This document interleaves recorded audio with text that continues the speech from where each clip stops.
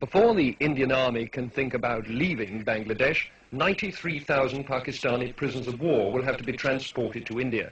25,000 of them are here in the Dhaka cantonment getting ready to leave, guarded from possible Bengali vengeance by the men with whom less than a fortnight ago they were at war. The Indian Army's Chief of Staff, General Sam Manekshaw, who's been paying a two-day visit to his troops in Dhaka, says that at the moment some 3,000 prisoners of war a day are being taken out of the country. He hoped that by the beginning of next month the daily average would be 10,000, and that in any case by the 15th of January all of them would be in Indian prisoner of war camps. By that date too, the General said, he would have reduced Indian armed forces here by 25,000. But they still can't all go home.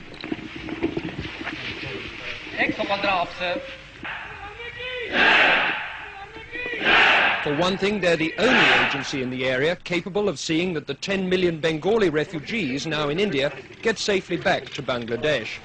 For another, Indian soldiers, no matter how much the Indian government likes to play this down, are the only people capable of keeping law and order here and protecting minority groups from Bengali retribution. In addition, the army is safeguarding the lives of those Bengalis who ran the civil administration for Pakistan. The Bangladesh government is setting up a war crimes tribunal to try Dr. Malik and his colleagues. Will the Indian army be told by Delhi to hand them over? I asked Mr. D.P. Dar, Mrs. Gandhi's special envoy to Bangladesh. We are on the horns of a dilemma, I must admit to you. On the one hand, we do not want to do anything which is against the norms of international behavior. Nor do we want to do anything, on the other hand, which would even remotely impinge on the sovereign rights of the Bangladesh government and Bangladesh state. What does that mean in practice? Are you going to hand people over to a war crimes tribunal or That not? means, for the time being, that the position is being legally examined. As any victorious army would be, Indian armed forces are now deeply involved for the foreseeable future in the way this new country is going to develop. Richard Lindy, News at 10, Dhaka. The train is on its way to the river port of Narayanganj, a dozen miles away. The operation began long before dawn. At the cantonment siding, Brigadier H.S. Clare supervised the loading of the train.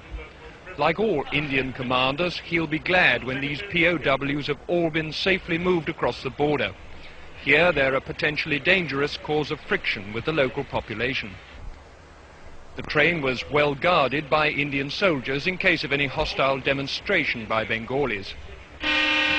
What's the attitude of these people on this train? Are they glad to go or what? Well, they're happy to get away from here, certainly. I'm quite sure that they won't have any hostile attitude when they go to India, whereas in this place they can't get out at all. Are you worried about any demonstrations on the way to the boat? No, I'm not, because I think we're taking sufficient precautions to make sure that nothing happens. At Narayanganj, a Pakistani naval commander organized the embarkation. All commanders of their groups report to me immediately here. Apart from their military kit, the men took nothing with them but food and cooking equipment. The railway line ran right onto the dockside, sparing them the humiliation of a jeering Bengali crowd. Even so, a small group on the roof of a harbour building broke into jubilant shouts as the prisoners trudged down the quayside. At every step there were Indian soldiers to protect them had it proved necessary. Bengalis are not best pleased to see their enemies go home, apparently scot-free. But there's a long way to go before these men can expect repatriation.